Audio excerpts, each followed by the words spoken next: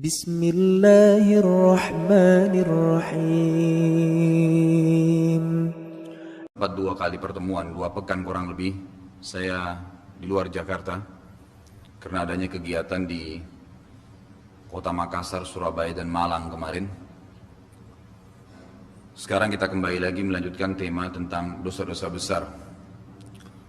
Namun sebelumnya, karena bertepatan hari ini tanggal 31 Desember, ada hal yang akan dilakukan oleh banyak kaum muslimin nanti malam karena ikut-ikutan dengan orang-orang non-muslim merayakan tahun baru Masehi. Pertama sekali, tahun baru Masehi tidak ada hubungannya dengan kaum muslimin. Sama sekali tidak ada hubungan dengan kaum muslimin. Karena itu adalah Masehi atau Miladi, memperingati tentang lahirnya Nabi Isa. Dan dalam prinsip orang-orang Nasrani, Nabi Isa adalah anak Tuhan. Berarti dengan ikut-ikutan kita merayakan, kita juga ikut-ikutan menanamkan prinsip dasar Isa alaihissalam adalah anak Tuhan. Sementara Allah Azza wa Jalla melarang masalah itu. Dalam banyak ayat Al-Quran, diantaranya A'udzubillahi minasyaitonirrajim, Bismillahirrahmanirrahim. Laqad kafara alladhina qalu innallaha thalithu thalatha. Al-ayah, telah kafir, kata Allah Subhanahu wa taala mutlak. Allah yang berfirman dari langit ke-7 dan turun dalam kitab yang telah kita imani, Al-Quran, yang mengatakan trinitas. Dan ulama tafsir menjabarkan panjang lebar tentang masalah kebatilan keyakinan kaum Nasrani yang menganggap Nabi Isa adalah alaihissalam sebagai anak Tuhan. Dalam ayat yang lain bahkan Allah SWT dengan sangat keras dan tegas mengatakan, A'udzubillahi minasyaitonir rajim, takadus samawati wal ardu yatafattarna, hampir saja langit dan bumi itu runtuh. Di antara potongan ayatnya Allah SWT mengatakan andau lirrahmani walada. Mereka mengikrarkan bahwasanya Ar-Rahman, Allah memiliki anak. Enggak mungkin langit dan bumi bisa goncang, hancur ya, karena takutnya dengan Allah Azza wa Jalla dengan statement itu. Jadi kalau kita ikut-ikutan merayakan, berarti kita pertama sekali dalam agama kita tidak ada. Yang kedua, itu memberikan dukungan terhadap keyakinan bahwasanya Isa anak Tuhan, dan Allah Azza wa Jalla jelas mengkafirkan konsep itu dan siapapun yang mendukungnya. Kemudian yang ketiga, ada seorang kafir Quraisy yang bernama Mughirah bin Syu'bah. Mughirah bin Syu'bah ini pernah datang kepada Nabi SAW dan berkata begini, wahai Muhammad, kalau seandainya kamu berdakwah untuk wanita, kami akan nikahkan kamu sama wanita yang tercantik di Mekah. Tapi yang penting berhenti berdakwah. Kalau seandainya kau berdakwah ini untuk kerajaan, untuk jadi raja, kami nobatkan kamu jadi raja. Nggak usah repot-repot berdakwah. Kalau seandainya kamu berdakwah ini tujuannya untuk menjadi orang paling kaya, kami kumpulkan seluruh harta kami sehingga kau menjadi orang yang paling kaya raya. Yang penting berhenti aja. Tetap aja kembali kepada cara kita dulu, nyembah berhala gitu. Tidak usah repot-repot berdakwah seperti ini. Maka Nabi SAW hanya menjawab dengan ayat Al-Quran dan tidak berbicara apapun. Karena bingung, Mughirah bin Syu'bah kembali lagi yang kedua kali, lalu berkata begini, wahai Muhammad, begini aja, kita negosiasi. Setengah Mekah ini kita bagi dua. Mekah ini kita bagi dua.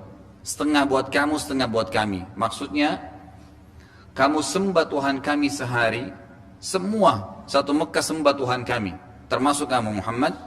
Dan sehari lagi kami semua sembah Tuhanmu.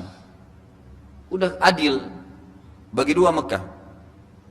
Nabi SAW mengatakan tidak bisa. Enggak ada negosiasi. Saya sembah Allah, kalian sembah berhala, enggak mungkin connect. Baik kalau gitu Muhammad, sembah Tuhan kami sehari, kami sembah Tuhanmu seminggu. Apa jawaban Nabi SAW? Ini sehari aja disembah berhala, seminggu seluruh orang kafir Quraisy Mekah masuk ke Islam, sembah Allah. Apa jawaban Nabi SAW? Tidak bisa. Tuhanku Allah dan Tuhan kalian berhala. Tidak mungkin. Berhala itu makhluk juga. Baik Muhammad, kalau kau tidak mau juga, sembah Tuhan kami sehari, kami sembah Tuhanmu sebulan. Tetap jawaban Nabi SAW tidak bisa. Tuhanku Allah, Tuhan kalian berhala. Enggak mungkin. Baik Muhammad, kalau gitu nego lagi, sembah Tuhan kami sehari, kami sembah Tuhanmu setahun. Sehari aja kamu ikut-ikut sama kami, ucapkan apa yang kami ucapkan, sembah apa yang kami sembah, berdoa dengan cara kami, menjembeli dengan cara kami, gitu kan? Menggunakan zikir-zikir ya kalau kita dalam Islam itu, menggunakan lantunan-lantunan sesuai dengan yang kami mau, baru kami sembah Tuhanmu setahun. Jawaban Nabi SAW tidak bisa.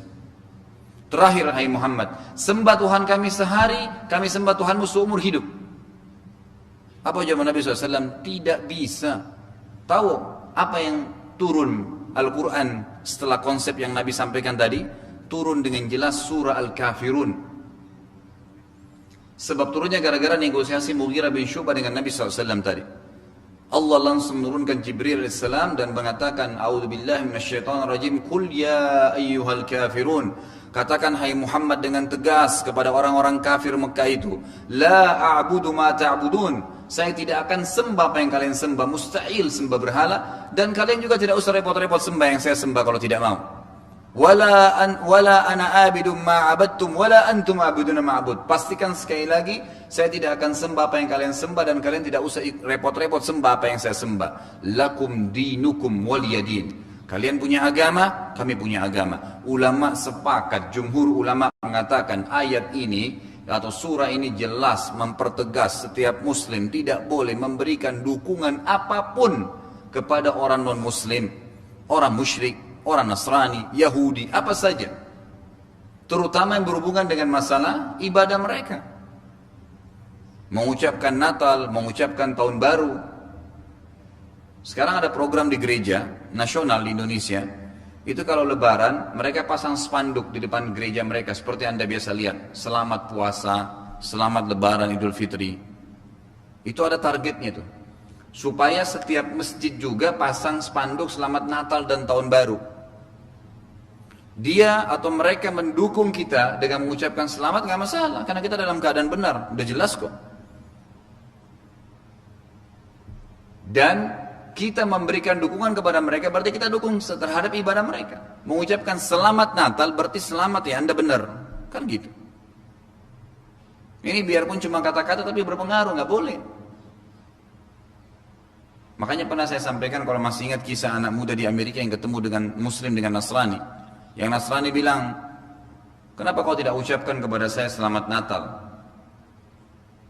Sebagaimana saya juga ucapkan kepada kamu selamat lebaran kalau kamu lebaran. Kata si Muslim, kenapa kau tidak syahadat? Dia Nasrani bilang, itu kan cuma kata-kata. Kata si Muslim, kenapa kau tidak syahadat? Kata si Nasrani, kalau saya syahadat berarti saya tinggalkan agama saya dong. Kata si Muslim, bukankah itu cuma kata-kata?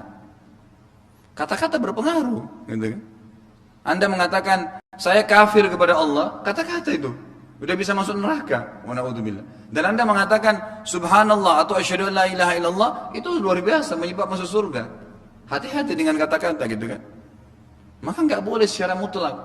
Luangkan waktu sampai berjam-jam macet di jalanan, apalagi tambah lagi ya kemudaratan dan yang kesalahan dilakukan dengan cara tiup trompet. Trompet itu tradisinya orang Yahudi.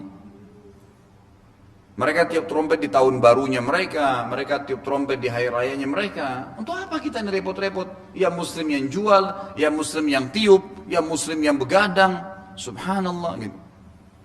Ini tradisi yang harus dihilangkan. Kalau tidak akan terus begitu tiap tahun. Makanya Nabi SAW sangat benar dalam sabda beliau SAW. Beliau mengatakan, La tattabi'anna sunanan man qablakum, shibran bi shibrin wa dhira'an bi dhira'in, hatta idha dakhalu juhra dhabbin, la dakhaltum ma'ah. Qalu ya Rasulullah, ayahudu wa nasara? Qala sallallahu alaihi wasallam, faman? Kata beliau artinya, pasti kalian akan mengikuti nanti sunan, perilaku-perilaku kebiasaan-kebiasaan, ibadah-ibadah orang-orang yang sebelum kalian, sejengkal demi sejengkal, sehasta demi sehasta, sampai kalau mereka masuk ke dalam lubang biawak pun kalian ikut-ikutan. Trompet-trompet juga, ribut-ribut juga, begadang-begadang juga, nyak lagu-lagu juga, menari juga, diskotik juga, semua buat macam-macam. Apa yang dibuat orang non-muslim semua dibuat. Lalu kata sahabat, ya Rasulullah, apakah yang anda maksud itu yang kami ikuti Yahudi dan Nasrani? Apa jawaban Nabi SAW? Lalu siapa lagi? Lalu siapa lagi? Jadi memang kita tidak boleh ikutin mereka. Saudaraku, tolong yang dengar ceramah ini sampaikan kepada seluruh muslim, dan yang nonton juga nanti sudah diupload di web saya. Maka dalam Islam perayaan tahun baru Islam aja nggak ada. Coba anda datangkan kepada kami dalil satu saja kalau Nabi SAW pernah tahun baru Hijriah rayain, kumpulin sahabat, ayo kita rayain yuk. Pernahkah Khulafaur Rasyidin Abu Bakar, Umar, Uthman, Ali merayakan? Pernahkah ada sejarah dalam dinasti Umayyah, dinasti Abbasiyah yang merayakan tentang adanya tahun baru Hijriah? Belum pernah, sama sekali tidak pernah ada. Kita mau merayakan tahun baru Hijriah karena patokannya tahun baru Masehi. Nasrani buat, kenapa kita nggak buat? Buat juga. Nah, karena sudah terlanjur dibuat dan itu berhubungan dengan tahun baru Islam, dibuatlah acara. Doa akhir tahun lah, sholat di awal tahun lah, zikir tertentu di karang-karang. Terjadilah ibadah-ibadah yang Nabi SAW tidak pernah ajarkan. Maka kita keluar dari rel wahyu.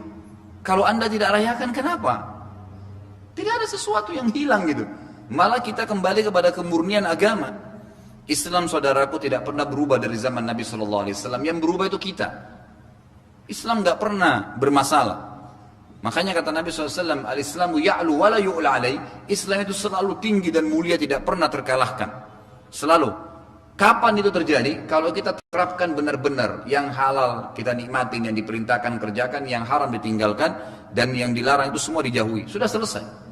Kita nggak butuh hukum-hukum dari agama lain kok, nggak butuh.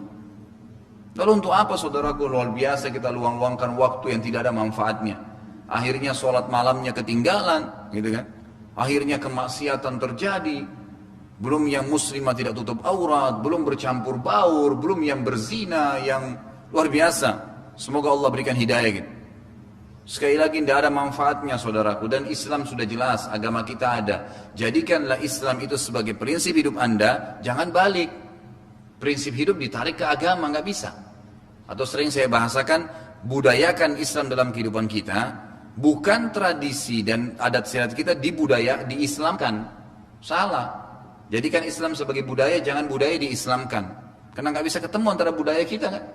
Sekarang kalau suku saya terbiasa perempuannya terbuka bajunya, kelihatan semua. Islam mengatakan pakai jilbab, nggak bakal ketemu. Tradisi suku saya biasa ke kuburan, kasih sesajen. Kita kadang-kadang kalau lihat tahun baru Islam Hijriah itu luar biasa, sampai ada masyarakat-masyarakat di pinggir pantai yang bawa sesajen, bawa makanan, bawa ini, dicemplungin di laut. Ini perbuatan syirik. Dari mana ini? Makanan anda makan halal, bismillah, kasih anak yatim. Yang ada perintahnya, kenapa di lautan dicemplungin? Gak ada manfaatnya. Yang tidak masuk di akal gitu. Makanya harus kembali kepada agama Islam ini, dan harus masuk ke Islam ini secara keseluruhan. Makanya Allah mengatakan, a'udzubillahi minasyaitonirrajim, bismillahirrahmanirrahim, ya ayyuhalladzina amanu dkhulu fis silmi kaffa wa la tattabi'u khutuwatis syaitan.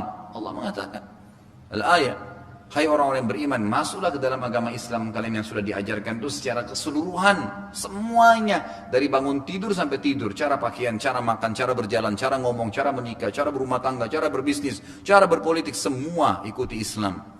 Yang halal nikmatin, yang haram tinggalkan, dan jangan ikuti langkah-langkah dan bisikan syaitan, kata Allah, karena dia selalu mau menyesatkan kita. Maka mudah-mudahan Allah berikan hidayah. Ini suatu hal yang disayangkan sekali ya. Kita bisa lihat sekarang mungkin yang hadir di pengajian kita ini berapa baris, berapa orang gitu. Dan perhatikan sebentar orang yang macet di jalanan dengan tiup trompet, berapa banyak.